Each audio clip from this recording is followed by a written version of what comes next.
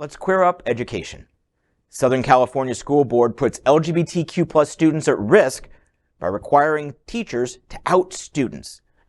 Chino Valley Unified School District has passed a policy putting LGBTQ+ kids at risk.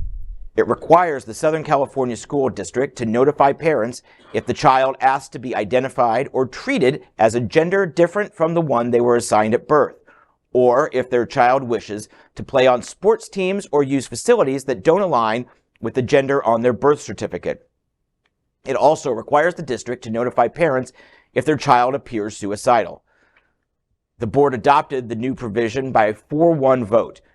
The provision was passed with the purpose of fostering trust between parents and the district, but LGBTQ+ activists say such policies pose a danger to children who wish to keep their gender expression hidden from their parents, especially in cases where kids believe their parents won't support them.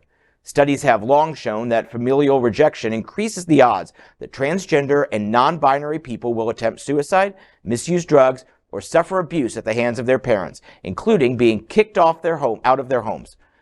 Tony Thurmond, who was exploring a run for governor of California in 2026, expressed similar sentiments during his remarks before the board last week, saying, quote, "I ask you to consider this, that this policy that you consider tonight not only may fall outside of the laws that respect privacy and safety for our students, but may put our students at risk because they may not be in homes where they can be safe," end quote.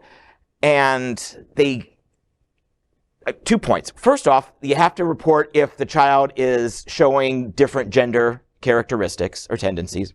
And you also have to report if they're considering suicide, which absolutely you should. But you have to think, one can directly affect the other. The second point I want to make is that this is like the second story of rural California or small California that we've done in the last week or so.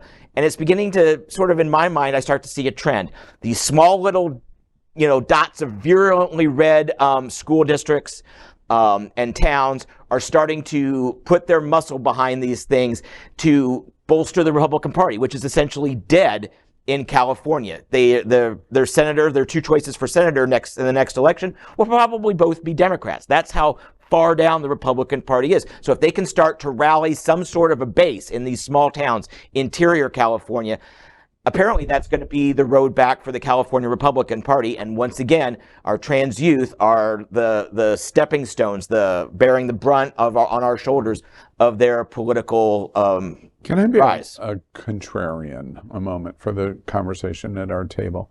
The argument behind this law, and let me just propel the argument and then you'll comment on it. The argument behind this law is when it comes to the decision making of keeping your gender identity or expression of a minor private or secret in comparison to the parental rights of decision making, parental rights win.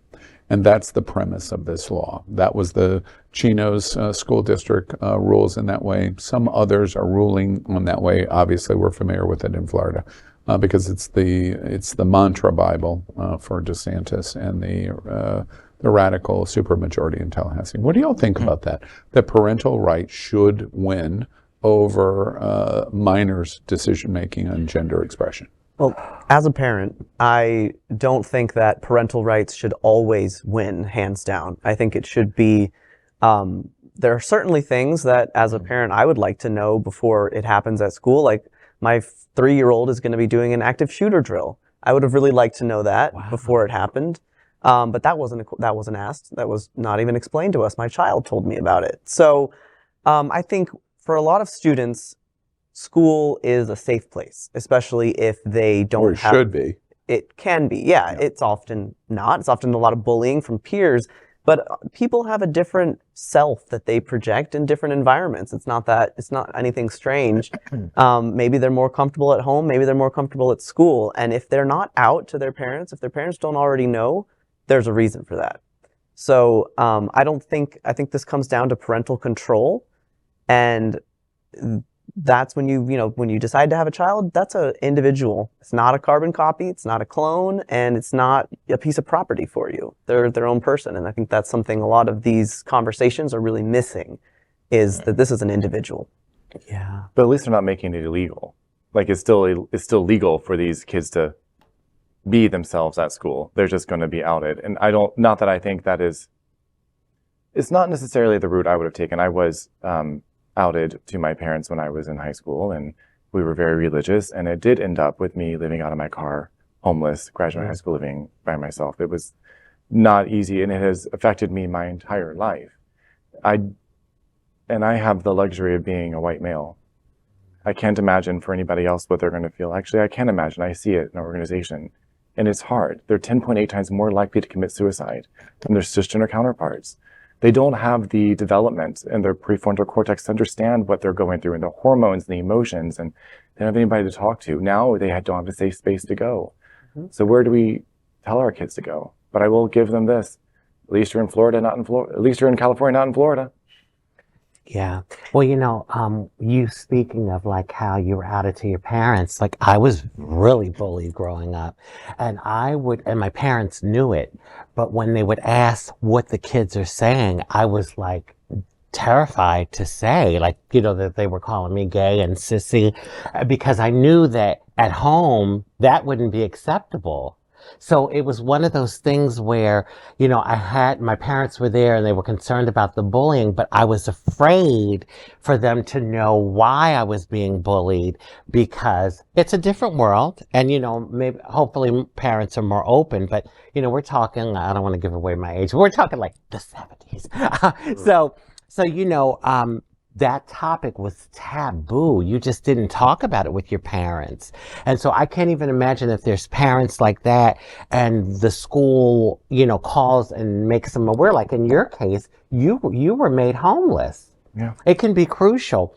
Another thing is too, I can't help to say this. It's like, they talk out both sides of their mouth, because you're saying, oh, it's about the parents' decision, but yet and still you're passing laws to dictate like what kind of books your kids should read. And, can your kids go to a drag queen show? I mean, so like, what is it? It's like this thing of like talking out both sides of your mouth. And I get that with them all the time. Do we know if they're going to be more supportive? Like California, will they have services at the school for their kids to like talk to their parents with them? Likely not in Chino. Yeah, and I mean, and getting to John's point about is this a stepping stone? Trans kids have been continue to be used as a wedge, and there, are plenty of conservatives across every state, every region we consider to be a stronghold of progressive values, right? Like they're everywhere, and that's why we can't be complacent. I can see both sides of this, though. Yeah, me too. I mean, especially the suicide thing. I mean, yeah, definitely. But see, that's another thing they wedged, like one really, really important topic that a parent would definitely need to be contacted about, with something that maybe not necessarily they have to be contacted. At the same time, were they also informing a caseworker to follow up with the family? Hello, the other game, counseling, mental health with the family. Like, is this the full story? What are they going? If you're going to care, don't do this half-baked. Go all the way in. If you're they have a history of doing things half-baked. So. We are Queer News Tonight, the world's first and only live daily LGBTQ+ evening news show, brought to you from Happening Out Television Network. We operate in the same model of PBS and NPR, but for the LGBTQ+ community. We educate, inform, and entertain by supporting the 10 pillars of our LGBTQ+ community, with more than 100,000 a week watching us on Roku, Apple Television, and other channels. To keep the story going, we accept donations with 100% transparency. Stay updated and live authentically with Queer News Tonight.